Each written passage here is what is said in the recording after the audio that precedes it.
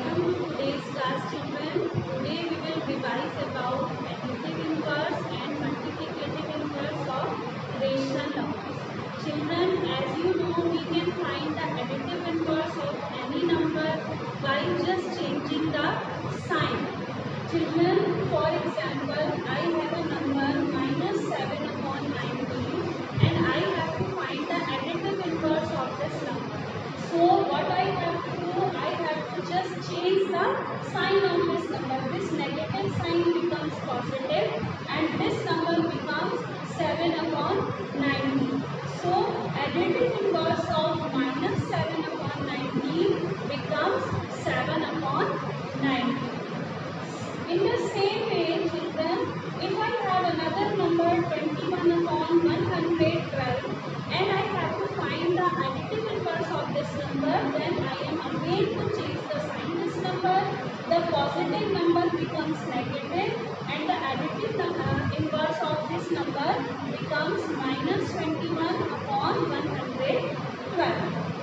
In the same way, I have another number minus 6 upon minus 5 and I have to find the additive inverse of this number. So what I have to do, I have to just change the sign of this number only. Children, here this negative sign cancel out and this number becomes positive. And when I change the sign, I put a negative sign here. So the additive inverse of this number becomes minus 6 upon 5. Children, here again there is a number 2 upon minus 9 and if I want to find the additive inverse of this number, I have to just change the sign of this number. This negative sign becomes positive and the additive inverse of this number becomes 2 upon 9. So children, in this way you can find the additive inverse of any rational number. Now we will talk about the multiplicative inverse of rational number. As you know, we can find the multiplicative inverse of rational number by just taking the reciprocal of rational number. For example, minus 7 upon 19, if I want to find the multiplicative inverse of this number, I have to just take the reciprocal of this number and its multiplicative inverse becomes 19 upon minus 7. Here you can see I have just changed the places of numerators and denominator. That is, I have taken the reciprocal of this number.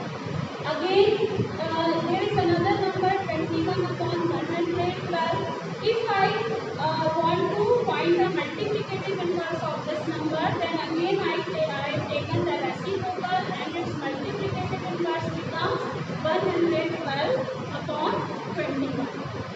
Children, let me take another example, minus 6 upon minus 5. If we want to find the multiplicative inverse of this number, then we are to find the reciprocal of this number. So multiplicative inverse of this number becomes minus 5 upon minus 6. Children, you must keep it in your mind that when you find multiplicative inverse, you are not supposed to change the sign of any number.